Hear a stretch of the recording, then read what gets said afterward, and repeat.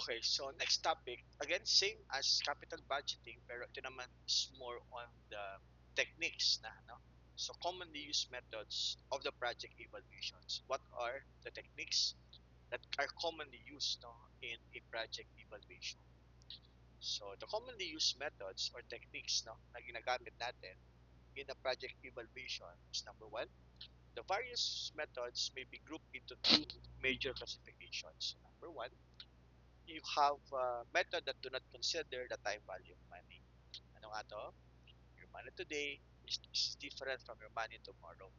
So, ano yung mga hindi daw time value of money? You have the payback period and you have the accounting rate of return.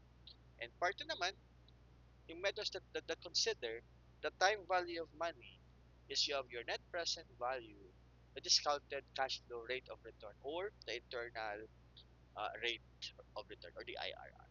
Okay? Sige, we go one by one now. Okay. So, payback period. So, it does not consider the time value of money. Ano ba ang ibig sabihin ng ating payback period? Ito po ay, it is also known as parang to return your investment, no? So, ibig sabihin, cold payout is very simple evaluation approach that has been used for many years. Okay. It refers to the length of time required by the project to return the initial cost of investment. Since payback is means recovery of the investment cost. Okay, the quick or short payback indicate a less risky project. Eh di ba common sense? Ibig sabihin, sa Tagalog, in layman's term, payback period is how many years ba makaka-recover ka. Eh kung tomorrow maka-recover ka na, di okay.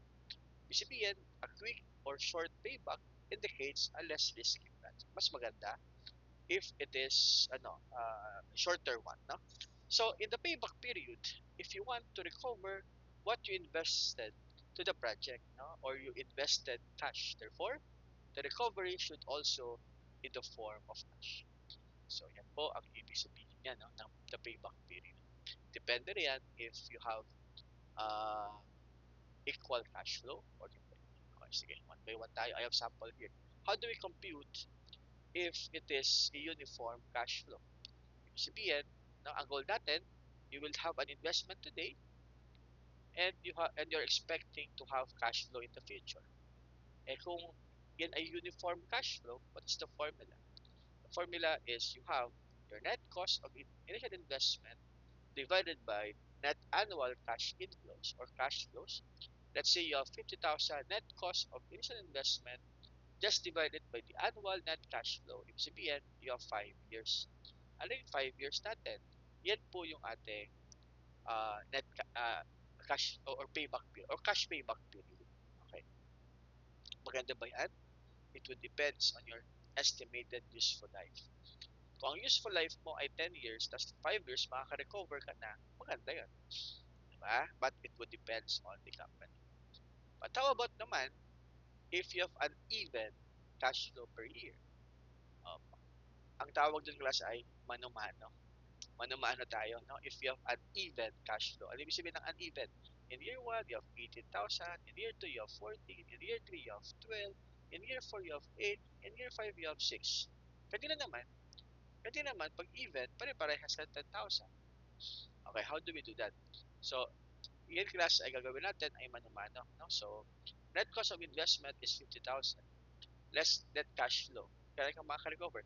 Babawiin natin ay 50,000. Sabihin 18, 14, and 12. 44 na lang, di ba? 44 na. So, magkaroon na lang. 6,000 na lang. So, the balance to be recovered in year 4 is 6. So, malamang, 3 years and something like that. 3 years and something. So, if you have 6,000, just divide it by 8. Yan. 6 divided 8, tama, no? The fraction of the fourth year is that balance needed in year 4 just divided by the net cash inflows in year 4. So 6,000 divided by 8,000. So you have 0.75 or you have 3/4. So kailan plus ma-recover yung investment mo? Within 3 and 3/4 or 3 and 3/4 years. Yeah, 3 and 3/4. Okay? Or you can do this one. Another format is like this. In year 1, you have 50,000 invoice to be recovered, di ba? 50K is i-recover mo. Net cash inflows is 18. Ito given yan, 18, 14, 12 ha. Then your balance is 32. So put 1. In year 2, ganun din. Cost of investment to be recovered is 32. Na lang, no? Yung balance minus 14, 18,000 na lang yung balance mo. No? And the payback required is 1. In year 3, 18,000 is the balance. Then, investment mo ay 12. Okay, magkano na yung balance? 6 in year 1. No? So, 6 divided by 8. So, you have 0.7. So, parehas na to class. Ibig sabihin, you have 3.75. Ang tanong, maganda ba siya? Again, it would depends on your company. No? It would depends on the company or the measurement of it. Okay. So, next. Okay. Next one is about advantages of the payback period. So, ano naman yung mga advantages natin no, in the payback period? Payback daw is a simple to compute, no? And easy to understand. No? There's no need to compute or consider any interest. Diba? Napakadali. No? One has just answered the questions, how soon will the investment be recovered? Okay? And the payback gives information about liquidity of the project. It is also good surrogate for risk or quick payback period, no? Or it is also a least risky. Okay. What else? Kaya lang, lahat naman po ay may disadvantages, pros and cons. So what are disadvantages? Payback does not consider the time value of money. Kasi class yung pera mo ngayon ay iba na sa pera mo tomorrow. No? All cash pay received during the payback period is assumed to be of equal value in analyzing the project. It gives more emphasis on liquidity rather than profitability. Yeah. Kasi nga, wala tayong profit. It's more on your cash flow. It does not consider the salvage value. Pero sa bailout, it considers. It ignores the cash flow that may occur after the payback period. Okay, so yan po yung mga disadvantages natin. Okay. So, in terms naman of evaluation of the payback period, ano yung mga shortcoming, ano yung mga advantages and pros and cons pala. Shortcomings of the payback period, it ignores the time value of money, it ignores also the cash flows after the payback period. Okay? And also, part of it also is that strength naman of the payback, no, it serves as the screening tool. Okay? uh, Identifies also the investment that recoup cash investment quickly, or it also have identifies products that recoup initial investment quickly. Malalaman natin kung magkano ang ating investment. So, yun yung pinakamaganda. Okay? For this. Next one is about accounting rate of return. Ano naman ito class? Accounting rate of return. Kanina, our focus is more on the IRR, the payback, which is the cash flow. Ito naman ay accounting. Kaya nga average accounting rate of return or the profit. Okay. So, ano naman yung accounting rate of return? So, in the ARR, the average accounting profit, no, or average investment profit. So, just divide it with the accounting profit. Alam ko naman, alam niyo na yung paano mag-compute, no, ng ating profit, ha? Hopefully. No? And then, just divide it by your average. Ano naman yung average natin? Average naman is beginning plus your ending divided by 2. Ganun lang ha, kasimple ang formula natin. Okay. So, it is the arithmetic means of accounting income expected to be earned during each of the project lifetime. Okay? So, unlike the payback period, which emphasize the method of liquidity, it also measures the terms of the net cash flow. Okay?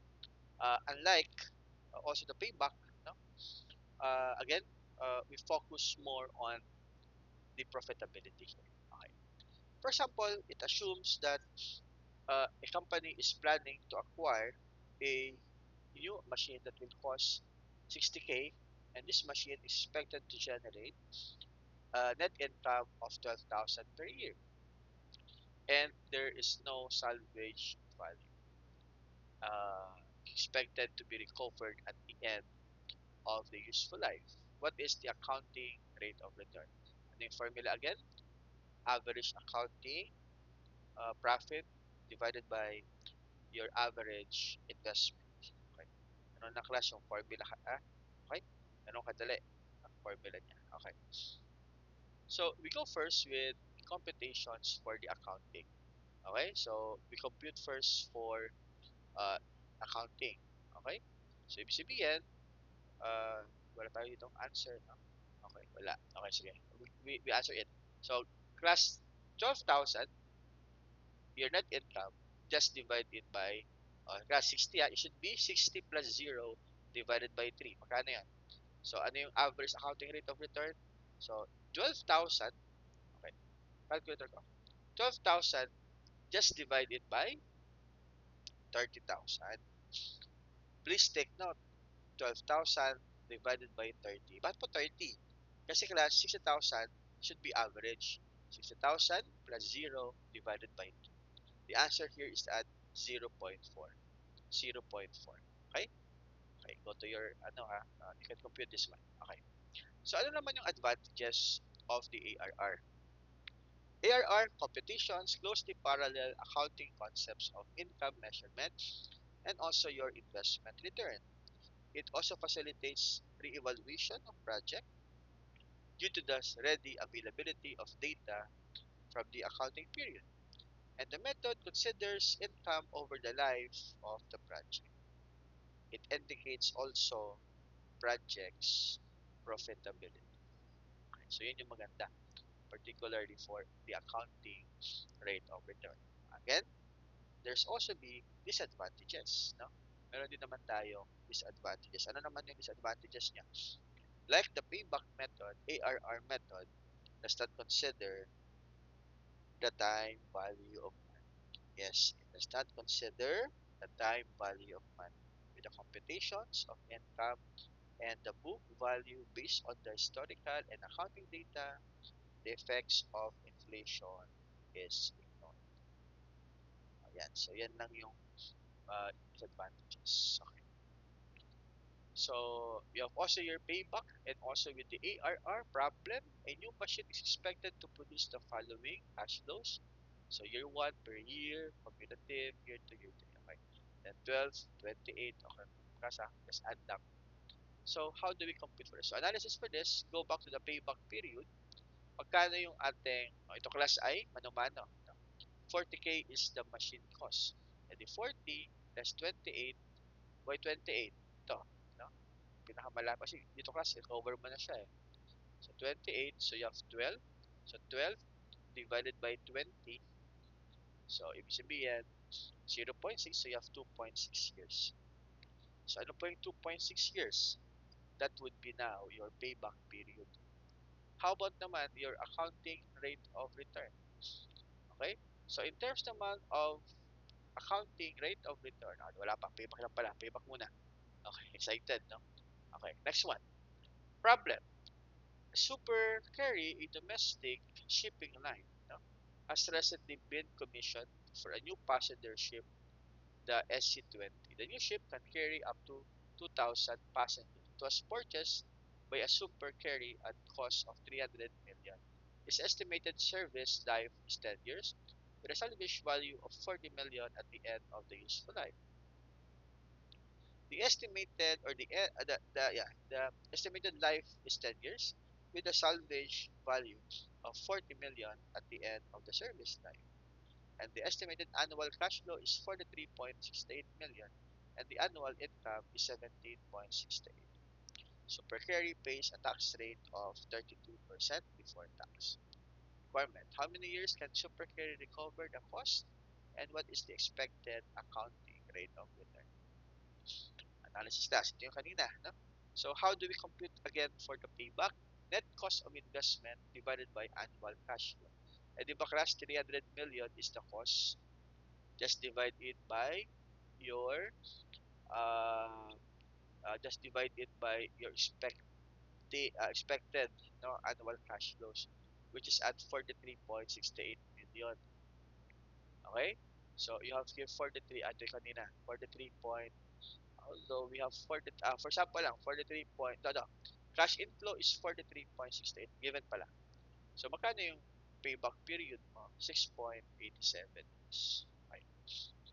Accounting rate of return, go to the annual net income. Given ba yung income natin? Sorry.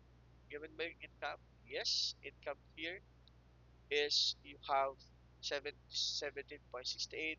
Then, cash flow mo na 43.68 divided by 2. It should be average. Sorry, invested pala is 3 million. This one should be average. No? Pero, again, dapat 150 to. Pero, sige, for this one, you have 300,000. Pero, better that it should be average. No? So, decision rule for ARR, accept the project only if ARR is equal to or greater than the required rate of return. In some cases of mutually exclusive benefits, accept the one with the highest accounting rate of return. Okay? Alright. So, that's the part one, which is the uh, considered, no, sorry, uh, walang time value of money. In part 2 naman, your discounted cash flow. It consider the time value of money. Ano naman to, class? It refers to the projected cash inflows and outflows for the capital investment project that are discounted to their present value. So, we will compute for the present value of your money, of the future cash flows. The present value of the money is different from its future value. The term value refers to the absolute money and not money's purchasing power. Uh, I have here example. Go pala to my video, no? I have sample problem about compounding and discounting. Hanapin nyo lang yun about compounding and discounting. So, kasi medyo mahaba-haba yun. But for now, yes, we can have review naman. So, ano yung process of discounted cash flow? Compounding is you have the present value of money. No? It is converted to its future value by adding the assured interest, or you have direction of time space for scales forward, PV plus your interest. Alam nyo ba, class, yung compounding ay walang kamatayang interest plus principal times rate times time lang yan. Ganun lang, ha? Okay. Yun naman discounting. Pabalik tayo, no? So, una muna is you have the present value and you have future value. Moving forward is compounding. Pabalik naman is discounting. Okay? So, backward from the future to the present. Hence, in discounting, the future value is money converted to the present value. Yes. By removing or discounting and assume interest included in the future value minus interest minus your present value. Okay. Ito, class, ang example niyan. The process of discounted cash flow. Yung year zero is the present value. Papuntang future value, it includes interest. PV plus interest. Pabalik naman, class, pag discounting naman, pabalik tayo, future value, papuntang present value. We remove interest. Okay? We remove interest. Kaya nga, i-divide. Compounding, we multiply, pabalik naman, we divide. Again, go to my video, search for compounding and discounting. I have, I think, 30 minutes discussing about um, compounding and discounting. Okay? Alright. So, ano yung net present value method? So, a method for this is the NPV. No? So, all cash flows and cash outflows and outflows related to the investment projects are discounted at the minimum acceptable rate or return, in which in most cases is the firm's cost of capital. The project is acceptable if the present value of your net cash flow is greater than the present value of your cash flows. As long as it is greater than. Pero pag zero or positive, accept yan. Okay? So with this, as part of this discussion, all right, the difference between the two present value is known as the net present value. Okay, it is also known as the net present value. So formula for the NPV. So the formula is like this. So you have present value of your cash inflows, that would be pending sales, or present value of your cash outflows, investment. Just divide it by the net present value, or sorry, present value of your cash inflows minus present value of your cash outflows is net present value. Divide, present value of your cash inflows minus present value of the cost of investment. Di ba kanina we compute for the, di ba? For the net investment. Or present value of the cash flows minus our cost of investment, that would be your net present value. Okay? So I have sample here now of the net present value. It assumes that Alberto Go Oil Mills Incorporated is contemplating the purchase of your new machine. Okay? That will cost 350,000. It is expected to generate cash inflows net of income taxes in the amount of 120,000 per year. And during the economic life of 5 years, all right, no salvage value is expected to be recovered at the end of the 5th year. Alberto Go cost of capital is 20%. Let's go also to my video about cost of capital. I've discussed about cost of capital analysis. So you have your present value is 20%, and end is you have your 5 years. Alright, so class, paano yun? So we go first with the analysis that you have a interest of 20 years, then end is 5 years. Okay, so with this, present value is 120. Saan galing yung present value factor? Anong ginagawa niyo dyan, class? 1.20 divided by equal sign, equal sign, di ba? And the present value is, if you add that one, is the present value of the ordinary annuity. So 120 times 0.833, that would be the present value of your cash inflows of. Ganun yung class, yung 120 mo in year 1 is worth 99,960 for this year, for year 1. After year 2, 120 mo is worth 83,000 na lang. In year 3, yung 120,000 mo is worth 69,000. Diba ganun, class? Ang time value of money, bumababa ang ating value. If you add all, the present value of your cash flows is 358,800. Again, 120 just multiplied by the present value factor. Okay? So, if you add all, you have 358,800 less cost of investment of 350. Magkano yung net present value natin? 8,800. That would be your net present value. Class, if it is a uniform or the same cash inflows amount. Okay? So since the cash inflows are constant, uniform, the computations would be much simpler if we just simply, or if we just multiply. Yan. Yan po ang sinasabi ko sa inyo.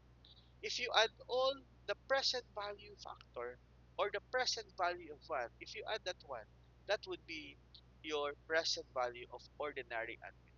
Again, yung 0.833, 0.694, 0.579, 0.482, 0.402, yan po yung present value of 1. If you add that one, that would be the present value of ordinary annuity. Ito yung class. Now, if you notice, PV of your cash flows of 120, add mo lahat yon, that would be the present value of the ordinary annuity of 1. Paano pala kung 100 years yan? Yung multiply mo, wag na. Compute or prepare for the present value of the ordinary annuity. And last cost of investment of 350, magkano yung net present value natin? 8,800. Or 120 times 2.99 less investment, and you have the same answer. Ano yung point ko? You can use both present value of 1 or present value of ordinary annuity of 1 kung pare-parehas ang ating cash flows. Pero parang awan nyo na, please use present value of ordinary annuity. Okay? So, net present value. However, what if your cash inflows naman are not uniform? No shortcut methods can be used, and each cash flow must be multiplied by the corresponding present value factor. illustration. Assuming that Jackie Joe Enterprise is considering the purchase of another machine that will cost 50,000 and will generate a cash inflows, okay, of uh, uh, inflows of 25 in year 1, 30 in year 2, 20 in year 3, and there's no salvage fund. And the desired minimum rate of return for your cost of capital is 20%. And the NPV for this project may be computed as follows. So how do we compute for this? So net present value, if you notice that, we will now compute, kanina shortcut ay PV of ordinary at. So we now compute for the present value of money of 25,000, just multiplied by 0.833, you have 2825. Then 30,000 just multiplied by 0.694, you have 2820. Then you have 20 times 0.579, that would be 11,580 PV of your cash. So, yan. Walang shortcut yun. So, mano-mano tayo. Okay? If yan po ay, uh, if it is a, uh, yun, not even. Okay? Hindi pare-parehas. Alright. So, what would be the characteristics of the NPV? The NPV method considers the time value of money and the timing of cash flows in evaluating the project. Okay? It considers the cash flow over the entire life of the project. Some say that the computations of the present values are quite difficult. Now, for me, as long as you know the basic, you can be able to compute, especially for the present value and the present value of the ordinary animals. Okay. So, in terms naman of the net present value, for this, so ito yung sample natin. So, siguro, I will give you assignment. No? Sige nga, compute nyo nga to. Okay? Isabel Corporation is planning to buy production machinery costing 380, and the machinery's estimated useful life is 5 years with a residual value of 5,000. Okay? Isabel Corporation results or requires a rate of return of 20% and the following calculated the following cash inflows. You have 240, 120, 80, diba? No? Even na nga yung present value, napakadali. No? You will just multiply it by the PV of 20% and minus lang yung ating net investment. Ito nakadali. No? Okay. Problem 2, kayo naman, no? Then compute for the payback period and the depreciation. So, at least iiwanan ko kayo ng assignment, no? For this para you can be able to practice the technique, no? Particularly for the net present value method, for the payback, and for the accounting rate of return. I believe this is my last slide. This is my reference. And thank you and see you soon. Bye-bye.